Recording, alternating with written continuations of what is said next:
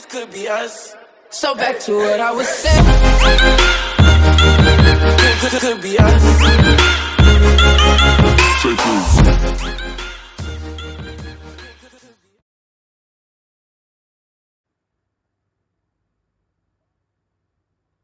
औज़ुबिल्लाहिमिनश्शैतानिर्रजीम बिस्मिल्लाहिर्रहमानिर्रहीम अस्सलाम वालेकुम वेलकम टू एचएल टेक। दोस्तों कैसे हैं आप सब? उम्मीद करता हूँ आप सब ठीक होंगे। तो दोस्तों आज मैं आपको पंजाब पब्लिक सर्विस कमीशन का फॉर्म फिल करना सिखाऊंगा और आपको सबसे पहले तो जॉब्स के बारे में बताऊंगा।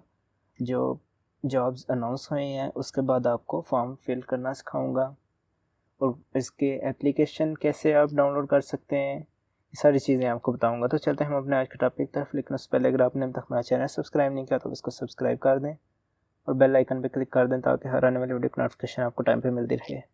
So let's get started. BS17 की जॉब्स हैं ये सारी की सारी। ऑलमोस्ट हर सब्जेक्ट के लिए वैकेंसीज हैं। ओपन मेरिट है, मेरिट पोस्ट, तो हर एक के सामने लिखा हुआ है किस सब्जेक्ट के लिए कितने जॉब्स हैं। सबसे पहले फीमेल का है और उससे नीचे मेल के लिए बताया गया है। अभी ये जो आपके सामने ये मेल के लिए BS17 on regular basis, mail के लिए 1016 है।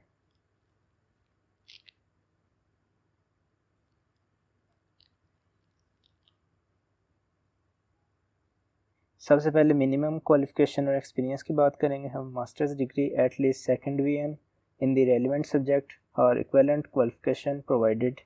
अच्छा, मैं आपको एक्सप्लेन कर देता हूँ। अगर आपने कंप्यूटर साइंस में अप्लाई करना है तो आपके पास कंप्यूटर साइंस की डिग्री होनी चाहिए। जैसे आपके पास MCS की डिग्री हो तो आप कंप्यूटर सब्जेक्ट में अप्लाई कर सकते हैं कंप्यूटर लेक्चरर के लिए। इसी तरह अगर किसी ने MA इंग्लिश किया हुआ है तो वो इंग्लिश उसके लिए सूटेबल है। इंग्लिश में अगर उसकी थर्ड VN भी है तो वो अप्लाई कर सकता है। लेकिन इस सूरत में अगर उसके पास डिप्लोमा हो अल्लामा इकबाल ओपन यूनिवर्सिटी का तो वो भी एलिजिबल होगा। अगर आपके पास डिप्लोमा नहीं है तो आपके पास अगर सेकंड VN है तब भी आप अप्लाई कर सकते हैं। You are eligible for this post. तो एक नोट लिखा हुआ है, आप इसको अच्छी तरह स्टडी कर लेना। अगर आप क्लेम करते हैं कि आपके पास जो डिग्री है वो इक्विवेलेंट है मास्टर्स के तो उसके लिए आपके पास सर्टिफिकेट होना चाहिए। उसके बाद एज है, एज आपके पास 21 to 28 फीमेल के लिए है और मेल के लिए 21 to 28, दोनों के लिए 21 to 28 है। लेकिन एज रिलैक्सेशन इस फीमेल के लिए 8 इयर्स है और मेल के लिए 5 इयर्स है। Gender, domicile and place of posting, gender male female both can apply, domicile Punjab, और पोस्टिंग आपकी एनीवेयर इन द पंजाब हो सकती है। सिलेबस क्या है आपका? 1 paper of MCQs type written test of 100 marks and 90 marks duration, 90 minutes duration.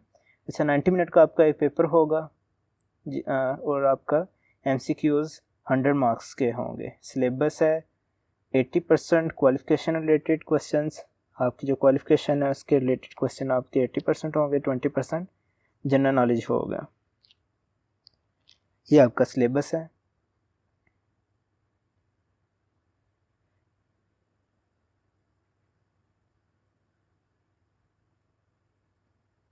Closing date इसकी 8 सितंबर है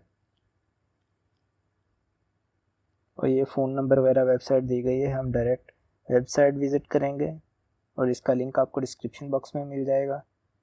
इसको ओपन करते हम जॉब्स पे क्लिक करेंगे। यहाँ पे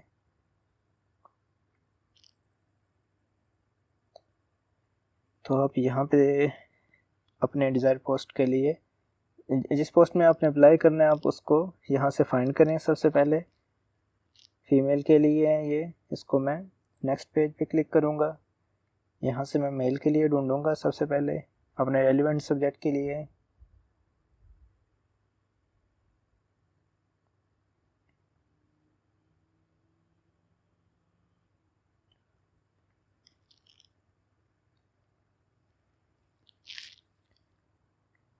तो ये मैंने कंप्यूटर साइंस, आपने इसको केयरफुली रीड कर लेना सबको, और मैं इसको आपको बताऊंगा कि आपने इस फॉर्म कैसे फिल करना है। ये आपकी जो एडवर्टाइजमेंट नंबर है और केस नंबर, ये आपको याद होना चाहिए। याद ना भी हो आपके पास, आपने इसको नोट डाउन कर लेना है, क्योंकि जब आपका एडमिशन लेटर आएगा तो आपको आसानी होगी अपना एडमिशन लेटर ढूंढने में। तो ये सारा बताया कितनी पोस्ट्स हैं, ये सारे मेल के लिए हैं। सब्जेक्ट की, ये इस सब्जेक्ट की सिर्फ आ रही हैं कंप्यूटर साइंस के, और ये मेल के लिए आ रहे हैं सिर्फ 600 आपने सबमिट करवानी है। क्लोजिंग डेट इधर लिखी हुई है। फीमेल के आप दूसरा जो सब्जेक्ट ओपन करेंगे तो उधर आएगा फीमेल का या सब्जेक्ट का अलग से आएगा। तो स्पेलिंग मिस्टेक वगैरह आपने कोई नहीं करनी, बाद आपने स्पेलिंग को अच्छी तरीके से चेक कर लेना है। इसको चेक करके अप्लाई नाउ पे क्लिक कर रहा हूँ मैं। और मैं अब आपको एक अहम बात बता दूँ, इसमें मैं जितना भी डाटा इसमें इंटर करूँगा वो सारे का सारा फर्जी डाटा है, कोई भी रियल डाटा नहीं है। जो रियल होगा वो मैं आपको बता दूँगा, क्योंकि आपने अपना डाटा इधर इंटर करना है। मैं इसको अप्लाई नहीं करूँगा, मैं सिर्फ फॉर्म फिल करूँगा। अपना ऊपर CNIC इंटर कर रहा हूँ। ऊपर जो आपने CNIC इंटर करना है वो विद डैशेस होना चाहिए, और जो आप नीचे वाले बॉक्स में एंटर करेंगे वो विदाउट डैशेस होना चाहिए। मैं इसको कॉपी करके पेस्ट किया है, तो अब इसकी डैशेस रिमूव करूँगा।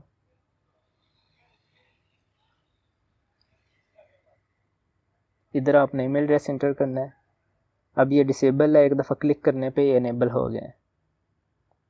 कोई भी चीज़ डिसेबल है, आपने एक दफ़ा क्लिक करना है तो वो इनेबल हो जाएगी। जैसे ईमेल एड्रेस का बॉक्स डिसेबल था, तो मैं अपना ये रियल ईमेल एड्रेस एंटर कर रहा हूँ। आपने अगर फॉर्म फिल करवाना हो तो इस ईमेल पे, या इधर अपना कॉन्टैक्ट नंबर एंटर करूँगा, आप इस पर कॉन्टैक्ट कर सकते हैं। ये कोड है मेरा।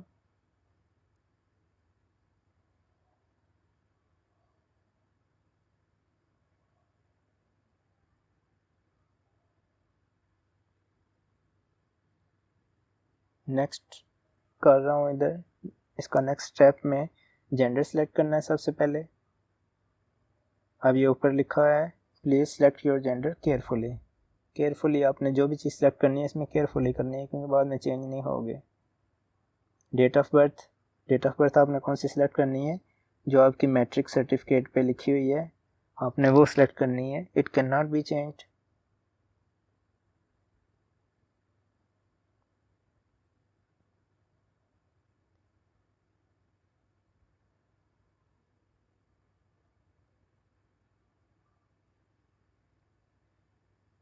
आयु, अच्छा ये गवर्नमेंट एम्प्लॉय हैं अगर आप, तो आप यस करेंगे, अगर नहीं है तो नो कर दें। If you are special person तो आप यस करेंगे, अगर नहीं है तो नो कर दें। बाकी नेक्स्ट कर रहा हूँ। यहाँ पे आप अपनी सबसे पहले पिक्चर अपलोड करेंगे। पिक्चर का साइज़ इधर लिखा हुआ है कि 25 KB से ग्रेटर देन नहीं होनी चाहिए, लेस देन होनी चाहिए 25 KB से। इसी तरह CNIC की भी और पिक्चर की भी, दोनों की।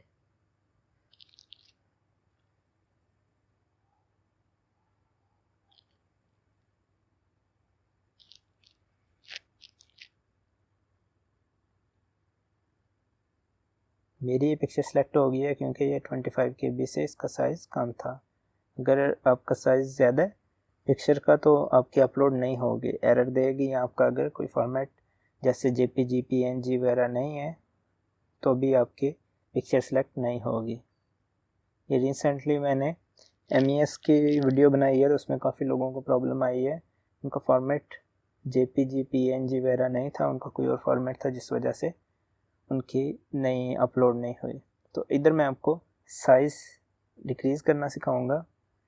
25 KB से भी कम साइज़ आप कैसे रख सकते हैं।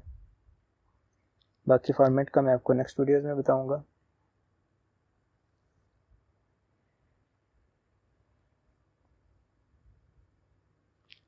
इधर मैं लिख रहा हूँ इमेज साइज रिड्यूसर।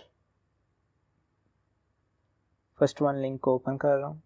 यहाँ पे अपने इमेज सेलेक्ट करना है या ड्रॉप भी कर सकते हैं आप। मैं इसको अपलोड करूँगा। पहले उसका साइज़ देख लूँगा, उसका साइज़ क्या है।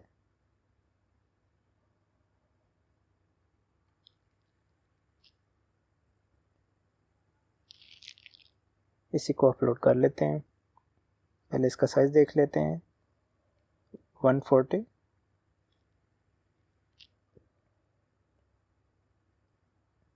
इसको सिलेक्ट कर लिया मैंने, सिलेक्ट इमेज। अच्छा, अब यहाँ पे आप इसकी विड्थ और हाइट चेंज कर सकते हैं, परसेंटेज, क्वालिटी। इसका फॉर्मेट भी आप यहाँ से चेंज कर सकते हैं, क्वालिटी के साथ आपको ऑप्शन नज़र आ रहा है। अगर वो कोई और फॉर्मेट है तो आप इधर फॉर्मेट सेलेक्ट करके अपना फॉर्मेट चेंज कर सकते हैं, जिनको फॉर्मेट का इशू आ रहा है। तो ये 24.33 KB हो गई है। इसको मैं डाउनलोड कर रहा हूँ। इसको मैं डेस्कटॉप पे डाउनलोड कर लेता हूँ।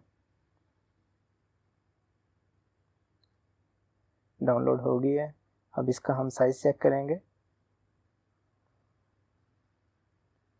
फर्स्ट वन का साइज़ 139 KB। अब इसका साइज़ हम इसकी प्रॉपर्टीज़ में जाके देखेंगे इसका साइज़ क्या है। तो इसका साइज़ 24.3 KB है। तो ये तरीका था इसका इमेज का साइज़ रिड्यूस करने का। बैंक की रसीद आपने तभी अपलोड करनी है जब आपने फ़ी सबमिट करवा देनी है। फ़िलहाल हम पर्सनल रिकॉर्ड को अपडेट करेंगे, इसमें डाटा इंटर करेंगे, बाकी चीज़ें हम साथ साथ ऐड करते जाएंगे। सबसे पहले हम पर्सनल रिकॉर्ड एंटर करेंगे। ऐड पे क्लिक कर रहा हूँ। Slow internet.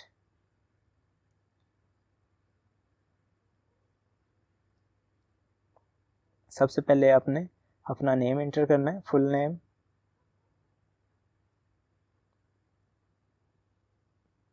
Religion,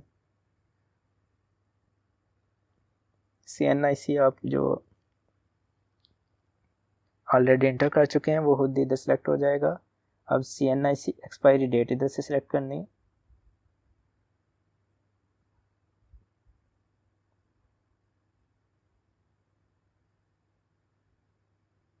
Kharian, phone number,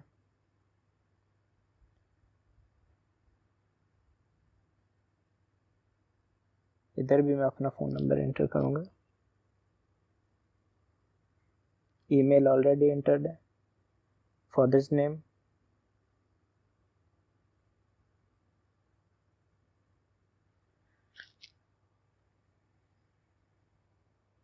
इधर मैं डोमिसाइल इंटर करूँगा। कुछ पोस्ट के लिए जब हम अप्लाई कर रहे हों तो उधर डिस्ट्रिक्ट का आता है और कुछ में प्रोविंस का आता है। जैसे अब इधर गुजरात अवेलेबल है तो मैंने गुजरात सेलेक्ट कर लिया है। कुछ में सिर्फ पंजाब, सिंध, बलोचिस्तान लिखा होगा तो आपने पंजाब सेलेक्ट कर लेना है, लेकिन इसमें डिस्ट्रिक्ट सेलेक्ट किया मैंने। डोमिसाइल इशू डेट फर्जी सी डाल ली है। Matter status single. आपका कोई जानने वाला या रिश्तेदार वगैरह है कोई PPSC में तो इसको अगर है तो ठीक है, नहीं तो अदरवाइज़ नो कर देंगे। बाकी ये कुछ चीज़ें आपने चेक कर लेनी है। कोर्ट वगैरह का ये जो भी है इसको बाय डिफ़ॉल्ट नो पे ही होता है।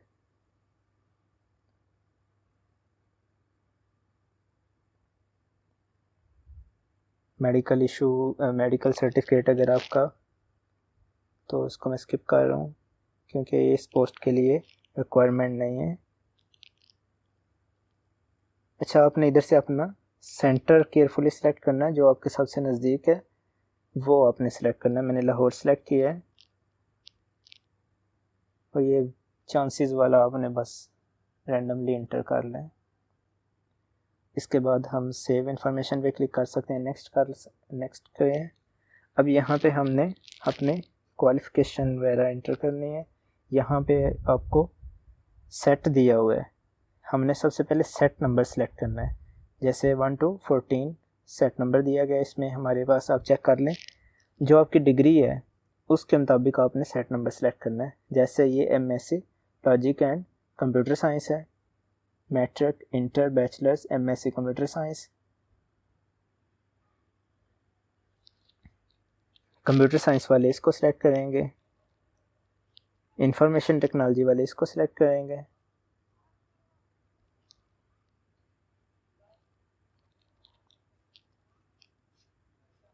सॉफ्टवेयर इंजीनियरिंग वाले इसको सिलेक्ट करेंगे, BS ऑनर्स कंप्यूटर साइंस वाले इसको सिलेक्ट करेंगे। तो आपके जो भी एजुकेशन बैकग्राउंड है उस हिसाब से आपने सेट नंबर इसका सिलेक्ट करना है। जैसे मैं 2 सेलेक्ट कर रहा हूँ और प्रोसीड फर्दर पे क्लिक कर रहा हूँ। अब ये आप इधर भी आप चेक कर सकते हैं, अगर आपने कोई गलत सेलेक्ट कर लिया है तो आप चेंज क्वालिफिकेशन सेट पे क्लिक करके आप इसको चेंज कर सकते हैं। प्रोसीड फर्दर पे क्लिक कर रहा हूँ क्योंकि मैंने करेक्ट सेलेक्ट किया है। सबसे पहले हमने मैट्रिक का डाटा इंटर करेंगे और इसमें मैं फर्जी सा डाटा इंटर करूँगा। अगर आपका O लेवल है तो आप O लेवल सेलेक्ट करें, मैंने मैट्रिकुलेशन सेलेक्ट किया है। यहाँ से आपने अपना बोर्ड सेलेक्ट करना है। अगर बाय सर्च नहीं आ रहा तो आपको जाके ढूंढना पड़ेगा। हाँ, B डॉट अगर आप इसका फुल स्टॉप लिखें तो फिर आपको मिल जाएगा, तो लेकिन मैं इसको वैसे ही ढूंढ लेता हूँ।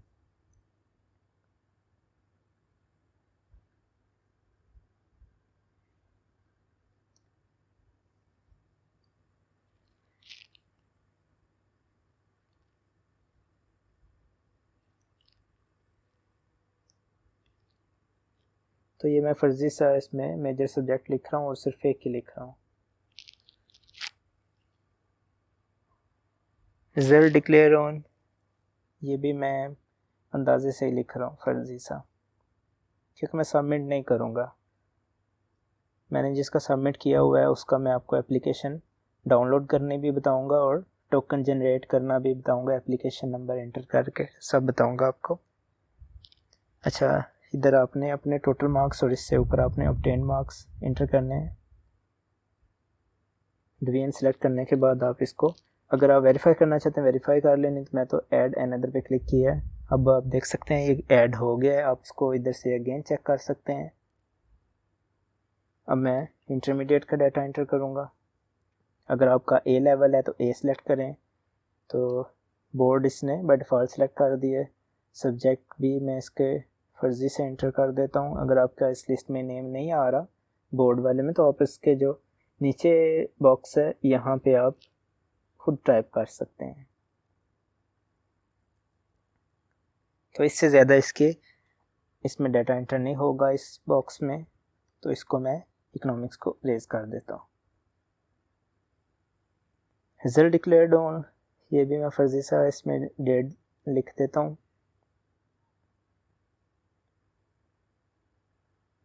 एग्जामिनेशन सिस्टम आपका अगर सेमेस्टर है तो सेमेस्टर कर लें, एनुअल है एनुअल लिख दें। मैं बाय डिफ़ॉल्ट एनुअल है तो एनुअल ही रहने दे रहा हूँ। ऑब्टेन मार्क्स और टोटल मार्क्स एंटर कर रहा हूँ। डिवीजन बाय डिफ़ॉल्ट,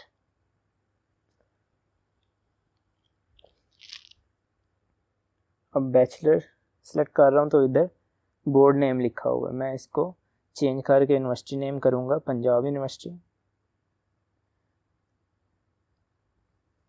कुछ जॉब्स के लिए अप्लाई करते हैं तो उनको यूनिवर्सिटी नेम नहीं मिलता, तो आप डिफरेंट नेम से सर्च कर लिया करें।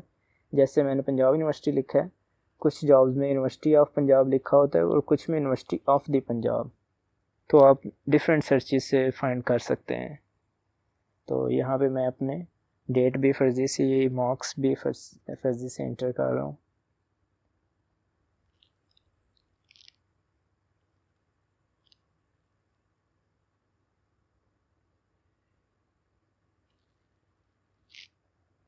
ऐड अनदर पे क्लिक कर रहा हूँ।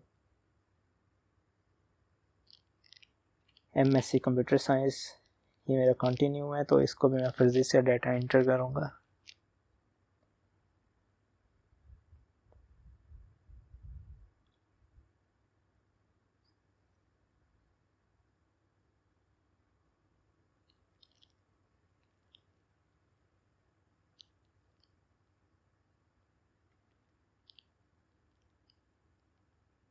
इसकी डेट चेंज कर दूंगा मैं, क्योंकि यह डेट मैंने बैचलर की दी हुई है, तो इसमें कम से मिनिमम 2 इयर्स का गैप होना चाहिए, लेकिन ये फर्जी सी डेट है इसलिए कुछ मंथ का गैप है।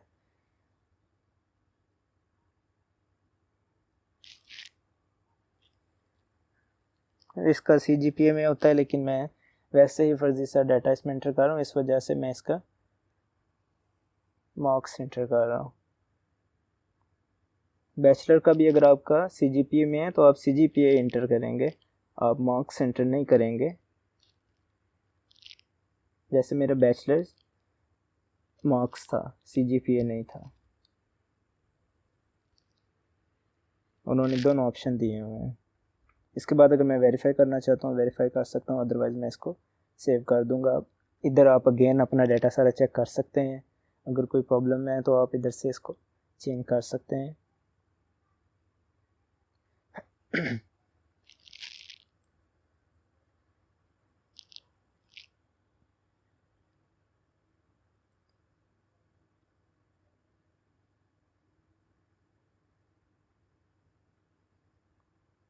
इसको सेव इन्फॉर्मेशन पे क्लिक करूँगा तो ये इन्फॉर्मेशन सेव हो जाएगी। नीचे ऑप्शन आ रहा है academic record saved successfully, next पे क्लिक करूँगा।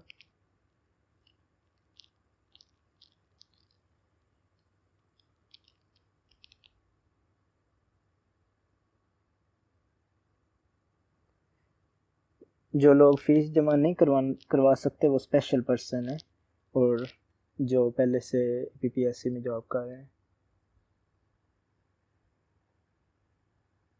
अच्छा, यहाँ पे आपने अपना एक्सपीरियंस ऐड करना है, सेम ऐसे ही पोस्ट नेम डिपार्टमेंट नेम आपने इसको एंटर करना है। तो मैं इसको एंटर नहीं करूँगा।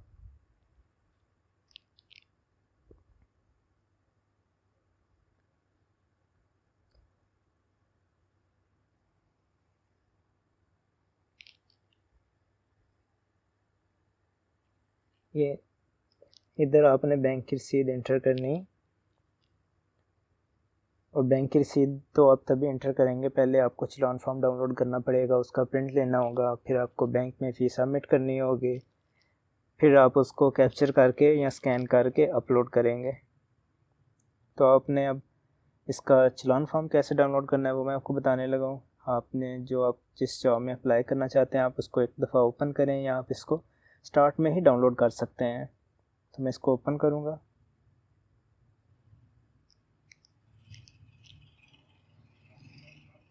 यहाँ इसको फिल फॉर्म पे क्लिक करूँगा तो इधर चलान फॉर्म का ऑप्शन आएगा, तो ये डाउनलोड चलान फॉर्म, इसको न्यू टैब में ओपन कर लिया मैंने। तो चलान फॉर्म आपके सामने है, आप इसका प्रिंट लें, प्रिंट लेने के बाद आप इसको फीस सबमिट करवाने के बाद अपलोड कर देंगे। तो अब आपको मैं इसकी कुछ मज़ीद चीज़ें बताऊंगा। होम पे क्लिक कर रहा हूँ, प्रिंट एप्लीकेशन यहाँ से होगी, print interview call letter, print admission letter, detail marks certificate.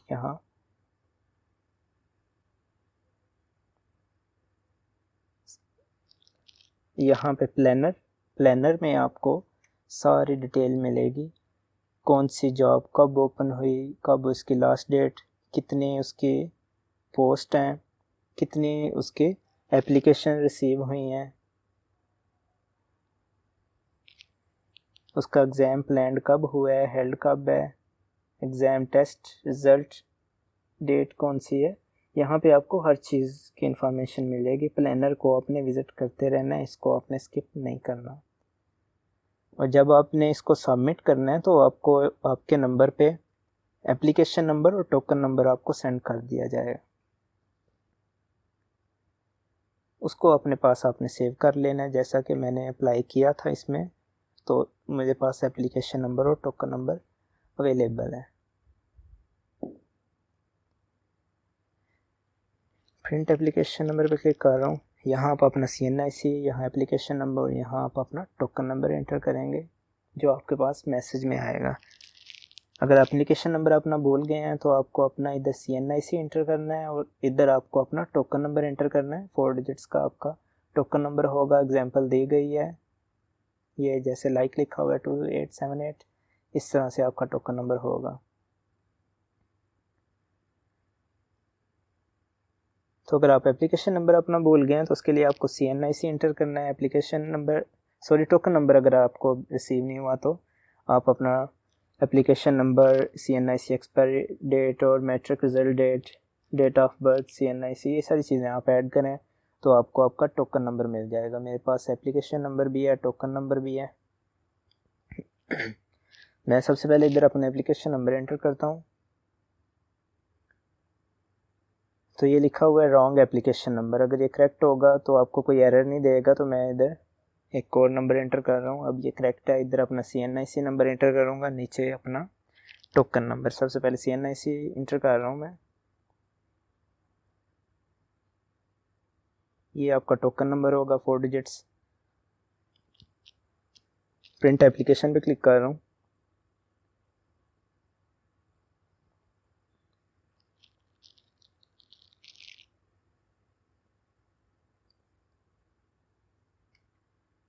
आपको अपना प्लानर का जो टैब है उसको चेक करते रहना है और आपका जो प्रिंट एडमिशन लेटर है उसको भी आपने चेक करते रहना है।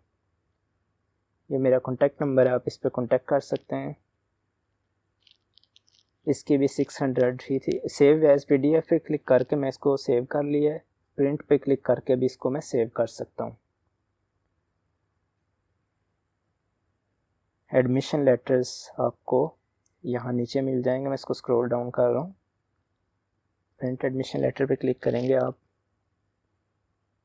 लेकिन अभी इसका एडमिशन लेटर कोई भी नहीं आए हुए तो इसलिए अभी आपको नहीं मिलेंगे। आपने सिंपल इसका CNIC इंटर करना है और अपनी पोस्ट सेलेक्ट करनी है आपने और आपको आपका एडमिशन लेटर मिल जाएगा। तो दोस्तों ये थी हमारी आज की वीडियो। मिलते हैं हम अपने नेक्स्ट वीडियो में, तब तक के लिए अल्लाह हाफिज़। If you like my work, like, comment and share my video.